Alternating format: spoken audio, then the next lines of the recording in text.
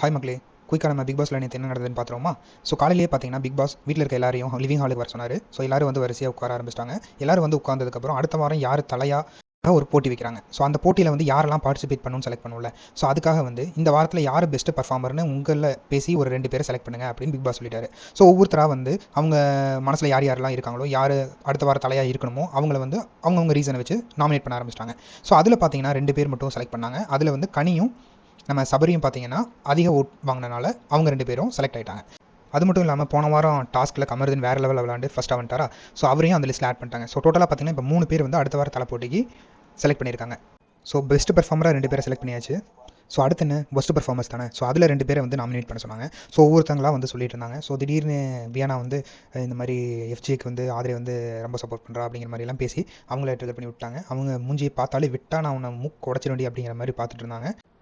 So அவங்க மட்டும் இல்லை, ஸோ வர எல்லாருமே பார்த்தீங்க அப்படின்னா ஆதிரியே சொல்லிட்டு இருந்தாங்க. அவங்க ஒவ்வொருத்தராக சொல்ல அவங்க முகத்தை காட்டுறாங்க. அப்படியே எண்ணெய் சட்டியில் தண்ணி தெரிச்ச மாதிரி அப்படி வெடிக்குது. ஆனால் வெளியே காட்ட முடியல. அப்புறம் பார்த்தீங்கன்னா ஃபைனலாக 2 பேரை செலக்ட் பண்ணாங்க பெஸ்ட் பெர்ஃபார்மர்னு. ஒன்று ஆதிரையும் இன்னொன்று நம்ம அரோராவும். ஸோ ஃபைனலாக பார்த்தீங்க அப்படின்னா அடுத்த வாரம் ஜெயிலில் இருக்க போகிறது ஆதிரையும் நம்ம அரோராவும். எனக்கு என்ன டவுட்னா அடுத்த வாரம் துஷார் எப்படி வீட்டுக்குள்ளே இருப்பான் அப்படின்னு சொல்லி தான். ஏன்னா எப்போவுமே நம்ம அக்கா கூடயே சுற்றிட்டு இருப்பானா. ஸோ அக்கா இல்லை அப்படின்னா நம்ம துஷார் தம்பி எங்கே போவான், யார் கூட இருப்பான்னு தெரியல. ஸோ வெயிட் பண்ணி பார்ப்போம் என்ன நடக்குதுன்னு. ஸோ அடுத்து பார்த்தீங்கன்னா இந்த நாமினேஷன்லாம் முடிஞ்சதுக்கப்புறம் பார்த்தீங்கன்னா பார்வதியும் அரோராவும் வந்து பேசிட்டு இருக்காங்க. கிமி வந்து அரோராவை வந்து ஒரு ரீசன் சொல்லி ஒஸ்ட் பர்ஃபார்மர் அப்படின்னு சொல்லியிருப்பாங்க.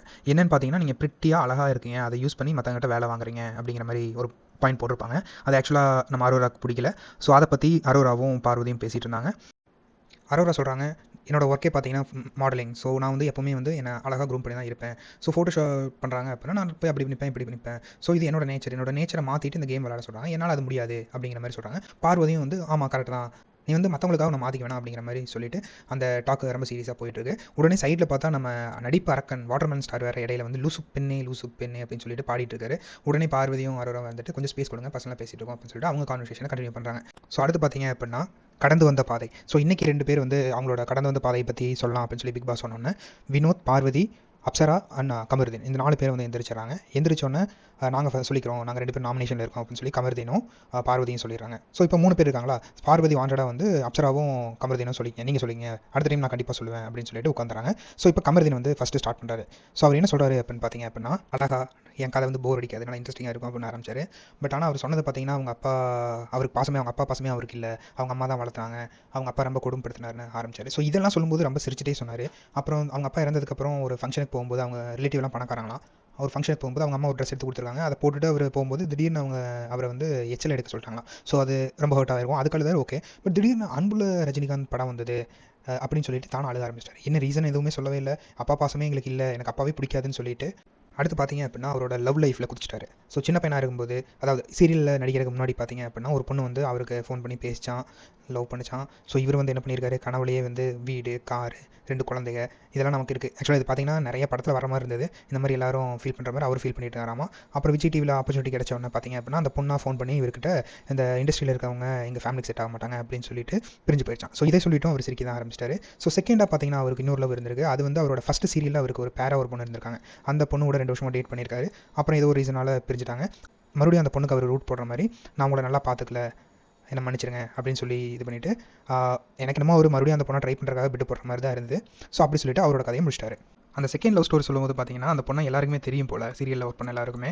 ஆதிரையும் சபரியும் மாற்றி ஓடிக்கிறாங்க. அதுவும் இல்லாமல் ஆதிரை பார்த்தீங்கன்னா ஐயோ என்னடா பண்ணுற இப்படி பேசிகிட்டு இருக்க அப்படிங்கிற மாதிரி. ஸோ நல்லா ஃபன்னாக இருந்தது அந்த மூமெண்ட். அடுத்து பார்த்தீங்க அப்படின்னா நம்ம அப்சரா வந்து அவங்க கதையை சொல்ல ஆரம்பிச்சிட்டாங்க. ஸோ அவங்க ட்ரான்சிஷன், அவங்க வீட்டில் எப்படி ஃபீல் பண்ணியிருக்காங்க, அப்புறம் எப்படி அவங்க வீட்டில் அவங்கள அக்செப்ட் பண்ணாங்க. ஸோ அந்த ஸ்டோரியெல்லாம் சொன்னாங்க. ஸோ அவங்க வீட்டில் ஆக்சுவலாக ஹேண்ட்ஸ் ஆஃப் அவங்க எல்லாருக்குமே. அவங்க உடனே அவங்கள வந்து அக்செப்ட் பண்ணிட்டாங்க. மற்ற வீட்டில் இருக்கிற மாதிரி வெளியே துரத்தாம அவங்க கூடயே வச்சுக்கிட்டு அவங்கள நல்லா பார்த்துக்கிட்டு. So it's great actually. வீட்டில் அக்செப்ட் பண்ணது மட்டும் இல்லாமல் அவங்களோட ட்ரான்சிஷனுக்குமே வந்து அவங்க ஃபேமிலி மெம்பர்ஸ் தான் வந்து ஹெல்ப் பண்ணியிருக்காங்க. ஸோ அவங்க போய் தாய்லாண்டில் போய் அவங்க ரியல் உமன் மாதிரி இருக்கணும் அப்படிங்கிறதுக்காக ஆப்ரேஷன்ஸ் எல்லாம் பண்ணிட்டு வந்திருக்காங்க. ஸோ அவங்க கடைசியாக என்ன சொன்னாங்க அப்படின்னு பார்த்தீங்க அப்படின்னா, கடைசி வரைக்கும் நான் எங்கள் அம்மாவை நல்லா பார்த்துக்கணும் அப்படிங்கிற மாதிரி சொல்லிவிட்டு அவங்களோட ஸ்டோரியை முடிச்சிட்டாங்க. அடுத்து பார்த்திங்கன்னா அடுத்த வார தலைவருக்கான போட்டிக்கான லெட்டர் வந்தது. அதை நம்ம விக்கல் எடுத்து படிக்க ஆரம்பித்தார். அதில் என்ன போட்டிருந்ததுன்னு பார்த்தீங்க அப்படின்னா, லிவிங் ஏரியாவில் வந்து 3 பேரோட பொம்மை இருக்கும். யார் யாரோடதுன்னு பார்த்தீங்கன்னா கமருதீன், கனி, சபரி, இவங்க 3 பேரோட பொம்மை இருக்கும். அது மட்டும் இல்லை, அந்த பொம்மைகளுக்கு முன்னாடி பார்த்தீங்கன்னா 9 கத்தி இருக்கும். ஸோ யார் வேணாலும் அந்த கத்தி எடுத்து அந்த 3 பொம்மையில் ஏதாவது ஒரு பொம்மையை குத்தலாம். அதாவது யார் இந்த வீட்டுக்கு தலைவராக இருக்கக்கூடாதுன்னு நினைக்கிறாங்களோ அவங்களை குத்தணும். யாருக்கு 3 கத்தி குத்து விழுந்துருச்சோ அவங்க அந்த கேம்லேருந்து எலிமினேட் ஆயிடுவாங்க. ஸோ அடுத்த 2 பேர் கண்டினியூ பண்ணுவாங்க. இந்த 9 கத்தி இருக்குது பார்த்தீங்களா, இதில் ஹவுஸ்மேட்ஸ் யார் வேணாலும் அந்த கத்தி எடுத்து யார் மேலே வேணாலும் குத்தலாம். இதில் ஹைலைட் என்னென்னா, இப்போ 3 பேர் இந்த கேமில் இருக்காங்கல்ல, கனி, சபரி, கமருதீன், இவங்களுமே வந்து கத்தி எடுத்து மாற்றி மாற்றி குத்திக்கலாம். பட் ஆனால் யாருமே பார்க்காதப்ப குத்தணும். இப்போ பார்த்தீங்கன்னா கேம் ஸ்டார்ட் ஆயிடுச்சு. சபரி எப்பவுமே வந்து எல்லாத்தையும் பார்த்துட்டே இருப்பார்ல, ஸோ அதனால் அவரை ஈஸியாக டார்கெட் பண்ண முடியாது அப்படின்னு சொல்லி அவங்களுக்குள்ளே பேசிகிட்டு இருக்காங்க. ஸோ கமருதீன் பார்த்தீங்கன்னா லிவிங் ஏரியாவில் தான் படுத்திருக்காரு. ஆனால் பொம்மையில் பார்க்கல. உடனே ரம்யா ஒரு கத்தி எடுத்து டக்குன்னு கமருதீன் மேலே குத்திட்டு அந்த சைடு போயிட்டாங்க. அப்புறம் உடனே நான் பார்த்தேன் பார்க்கல அப்படிங்கிற மாதிரி ஒரு கான்வர்சேஷன் ஸ்டார்ட் ஆகுது. கமருதீன் இருந்துட்டு ரம்யாட்ட, என்ன ரம்யா இப்போ மட்டும் கால் நல்லா வேலை செய்து போல வேகமாக போய் குத்திட்டேன் அப்படின்னு கேட்டார். அதுக்கு ரம்யா இருந்துட்டு, ஆமாம் நான் குத்தணுங்கனால தான் வேகமாக போய் குத்துறேன், நீங்கள் என்ன ஒஸ்ட் பர்ஃபார்மர்னு நாமினேட் பண்ணிங்களா, அதனால தான் குத்துறேன் அப்படின்னு சொல்லி ஓப்பனாகவே சொல்லிட்டாங்க. தெரியும் என்ன பிடிக்கும்னு போய் சொன்ன பார்த்தியா, எனக்கு அப்போவே தெரியும் நீ குத்துவேன் அப்படின்னு சொல்லி கிண்டல் பண்ண ஆரம்பிச்சிட்டாரு. கமருதீன் பக்கத்தில் பார்வதி உட்காந்துட்டு தான் அவர் ஏற்றி விட்டுருக்காருன்னு சொல்லி ரம்யா போக போக அப்படியே மணங்கிட்டு போகிறாங்க. கிச்சனில் போய் ஒருத்தர்கிட்ட அவரை போய் அண்ணன் சொன்ன பார்த்தீங்களா, என் செருப்பு கழட்டி நானே அடிச்சுக்கணும் அப்படிங்கிற மாதிரி சொல்லிட்டு இருக்காங்க. அதை ஒன்றுக்கு ரெண்டாக புரிஞ்சுட்டு கமருதீன் தேவையில்லாமல் சண்டையை ஸ்டார்ட் பண்ணுறாரு. அவர் ஸ்டார்ட் பண்ணுற டோனே பார்த்தீங்கன்னா ஒரு மாதிரி தெனாவட்டாக தான் இருந்தது. ஏய் அப்படின்னு கூப்பிட்றது எனக்கே கொஞ்சம் கடுப்பு தான் ஆச்சு. அந்த பொண்ணு சும்மா விடுமா, என்ன ஏன்னு கூப்பிட்றீங்க அப்படின்னு சொல்லிட்டு சண்டை ஸ்டார்ட் ஆக ஆரம்பிச்சிருச்சு. வழக்கம் போல் ரம்யா வாய்க்கால திறந்து விட்டாங்க. அதை சமாளிக்க முடியாமல் கமருதீன், நீ பேசுகிறதே சரியில்லை போயிரு அப்படின்னு சொல்லிட்டு சைலண்ட் ஆகிட்டார். ஸோ கடைசியாக பார்த்தீங்கன்னா, நான் இனி அண்ணான்னு உங்களை கூப்பிடவே மாட்டேன், நான் உங்களை ஃபேக் ஆள்லாம் கூப்பிடல அப்படிங்கிற மாதிரி சொல்லிட்டு இந்த சண்டை நடக்கும்போது பார்த்தீங்கன்னா பார்வதி சைலண்ட்டாக ஒரு கத்தி எடுத்து சபரி மேலே குத்த போனாங்க. சபரி என்ன தான் சண்டை நடந்தாலும் நான் என் வேலையில் கரெக்டாக இருப்பேன்னு சொல்லிட்டு பார்வதியை பிடிச்சிட்டாரு. ஸோ பிக் பாஸும் வந்து சபரி பார்த்துட்டாரு, நீங்கள் குத்துனது செல்லாதுன்னு சொன்னோன்னே, ஆக்சுவலாக பிக் பாஸ் சொல்கிறக்கு முன்னாடி பார்த்தீங்க அப்படின்னா பார்வதி சொன்னாங்க நான் குத்தும்போது நீ பார்க்கலன்னு அடிச்சு சொன்னாங்க. பிக் பாஸ் கன்ஃபார்ம் பண்ணோன்னே அவங்களும் டீசெண்டாக கத்தியை கீழே எடுத்து வச்சுட்டு போயிட்டாங்க. சபரி பார்த்தீங்கன்னா கிச்சனில் தான் உட்காந்து பேசிகிட்டு இருந்தார். இந்த சைடு கேப்பில் கமருதீன் கத்தி எடுத்து சபரி குத்த போகும்போது அந்த சபரிக்கு கண்ணு எப்படி தான் ஒர்க் ஆகுதுன்னு தெரியல, டக்குன்னு கமருதீன்னு சொல்லி கண்டுபிடிச்சிட்டாரு. ஸோ அவர் சொன்னதை பார்த்து இந்த சைடு கெமி இருந்துட்டு இதோ கமருதீன் மாட்டிட்டாங்க அப்படின்னு சொல்லி கிண்டல் பண்ணி சிரிக்க ஆரம்பிச்சிட்டாங்க. அடுத்த கொஞ்சம் நேரத்தில் பார்த்தீங்கன்னா எல்லாரும் பாட்டு பாடிட்டு அங்கே ஆட ஆரம்பிச்சிட்டாங்க. அந்த 3 பொம்மை சுற்றிட்டு. என்னென்னா நிறைய பேர் இருந்தால் யார் குத்துறாங்கன்னு தெரியாதுல்லன்னு கிச்சனில் இருந்த சபரி அதை கவனிச்சுட்டு டக்குன்னு ஏறி குதிச்சு அந்த கேங்கில் போய் அவரும் சேர்ந்து ஆட ஆரம்பிச்சிட்டாரு. ஏன்னா பக்கத்தில் போய் நின்று யார் குத்துறாங்கன்னு தெரியும்ல. சரியான ஆளாக இருக்காங்க அந்த சபரி. அந்த பாட்டு முடிஞ்சோன்னு பார்த்தீங்கன்னா அடுத்து சுப்பிரமணியபுரம் அப்படின்னு பாட ஆரம்பிச்சிட்டாங்க. ஸோ உடனே சபரி இருந்துட்டு கிளாஸ் எடுக்க ஆரம்பிச்சிட்டாரு. மதுரையில் இருக்க எல்லாரும் பாசமாக இருக்காங்க, வடச்சென்னையில் இருக்கவங்களும் நல்ல பசங்க இருக்காங்க, பாசமாக இருக்காங்க அப்படின்னு சொல்லிட்டு அந்த கேப்பில் நம்ம அரோரா சபரியை கத்தி எடுத்து குத்திட்டாங்க. ஸோ குத்தும்போது நான் பார்த்துட்டேன் அப்படிங்கிறாரு. பட் ஆனால் குத்துனதுக்கு அப்புறம் தான் பார்த்தாரு அப்படின்னு சொல்லி பிக் பாஸ் கன்ஃபார்ம் பண்ணிட்டாரு. ஸோ இப்போ பார்த்தீங்கன்னா சபரிக்கிட்ட ஒரு கத்தி குத்து இருக்குது, கமருதீன்கிட்ட ஒரு கத்தி குத்து இருக்குது. குத்து வாங்கினதுக்கப்புறம் சபரியும் ரொம்ப சத்தமெல்லாம் போடல, ரொம்ப டீசெண்டாக கைத்தட்டி சூப்பர் அப்படின்னு சொல்லிட்டாரு. பார்வதி வெளியிருந்து ரொம்ப சந்தோஷமாக கைத்தட்டிட்டு ஓடி வந்துட்டு சூப்பர் அரோரா சூப்பர் அப்படின்னு சொல்லி வந்து அவங்க ரொம்ப என்ஜாய் பண்ண ஆரம்பிச்சிட்டாங்க.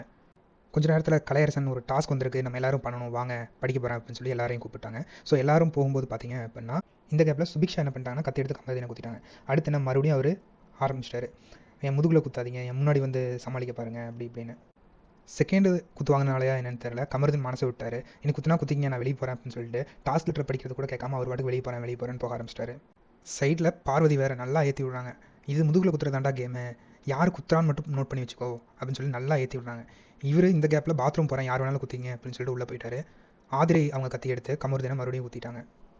ஆதிரை குத்திட்டு அந்த சைடு போகவே ரம்யா வேகமாக ஓடி போய் இன்னொரு கத்தியும் எடுத்து கமருதீன் மேலே குத்திட்டாங்க. ஸோ 3 பேர் குத்துனா அவங்க எலிமினேட் ஆயிடுவாங்களா அந்த ரவுண்ட்லேருந்து. ஸோ கமருதீனை வந்து எலிமினேட் பண்ணிட்டாங்க. அடுத்து பார்த்தீங்கன்னா டாஸ்க் வந்துருச்சு. இந்த டாஸ்க் பார்த்தீங்கன்னா ஃபேஷன் ஷோ. இருக்கிற எல்லாருலேயும் வந்து 8 பேர் வந்து கப்பலாக வந்து ரேம்ப் வாக்கில் நடக்கணுமா, 2 பேர் வந்து ஜட்ஜாக இருந்துட்டு உடனே வந்து யார் வின் பண்ணுறாங்க அப்படின்னு சொல்லி ரிசல்ட்டு சொல்லணுமா. ஸோ அந்த டாஸ்க் வந்து ஸ்டார்ட் ஆயிடுச்சு. இது ஒரு பக்கம் நடந்துட்டு இருக்கும்போது பார்த்தீங்க அப்படின்னா கனியக்காவும் சபரியும் வந்து லிவிங் ஏரியாவில் இருந்தாங்க. கனிக்கா எந்திரிச்சு அந்த சைடு போனோன்னா சபரி டக்குன்னு ஒரு கத்தி எடுத்து கனிக்காவை குத்திட்டேன் அப்படின்னு போய் கேமராவில் சொல்லிட்டு மற்றவங்க எல்லாரும் பார்த்தீங்கன்னா ட்ரெஸ் போட்டு ரெடியாக ஆரம்பிச்சிட்டாங்க ஃபேஷன் ஷோக்கு. கனியும் சபரியும் மட்டும் அங்கே அந்த பொம்மை முன்னாடி நின்றுட்டு இருந்தாங்க. சைடில் பிரவீன் வந்து கமருதீன் மேலே இருந்த ஒரு கத்தியை எடுத்துகிட்டு போய் கனி மேலே குத்திட்டு ட்ரா இல்லாமல் ஜெயிக்கணும், கடைசியாக ஏன் குத்து தான் விழுகணும் அப்படின்னு சொல்லிட்டு குத்திட்டாரு. ஸோ டாஸ்க்கு ஸ்டார்ட் பண்ணணும்னு சொல்லிட்டு பிக் பாஸ் வந்து வீட்டு தலைக்கான டாஸ்க்கை வந்து ஸ்டார்ட் பண்ணிட்டாரு. இப்போ பார்த்தீங்கன்னா இந்த ஃபேஷன் ஷோக்கு ஜட்ஜ் யாருன்னு பார்த்தீங்கன்னா பிரவீனும் அப்சராவும், மற்ற எல்லாருமே வந்து கண்டஸ்டண்ட்டாக பார்ட்டிசிபேட் பண்ணுறாங்க. ஃபஸ்ட்டு கப்பில் அரோராவும் கலையரசனும் வராங்க. வாக்கு வேறு லெவலில் இருந்தது. கலையரசனா அப்படின்னு சொல்லிட்டு ஸ்டேஜ் ஏறினாலும் ஆளே மாறி போய் அவ்வளோ சூப்பராக பண்ணார். அடுத்து வந்தது பார்த்தீங்கன்னா துஷார் அண்ட் வினாயா, அவங்க கொஞ்சம் சுமாராக தான் பண்ணாங்க. நெக்ஸ்ட் பேர் வாட்டர்மெலன் சுபிக்ஷா, நல்லா தான் இருந்தது. ஸ்டேஜ்லேயும் வந்து சும்மா இருக்காமல் துண்டை சுற்றி விளாண்டுருந்தார் நம்ம வாட்டர்மெலன். அடுத்து விக்கல் அண்ட் கெமி அப்படின்னு ஒருத்தராக வர ஆரம்பிச்சிட்டாங்க. ஸோ ஃபைனலாக பார்த்தீங்கன்னா FG அண்ட் ஆதிரை வின் பண்ணிட்டாங்க அந்த ஃபேஷன் வாக்கில். ஆக்சுவலாக நல்லா தான் பண்ணாங்க. பார்த்தீங்க அப்படின்னா கிஃப்ட் கொடுத்து அதை முடிச்சிட்டாங்க.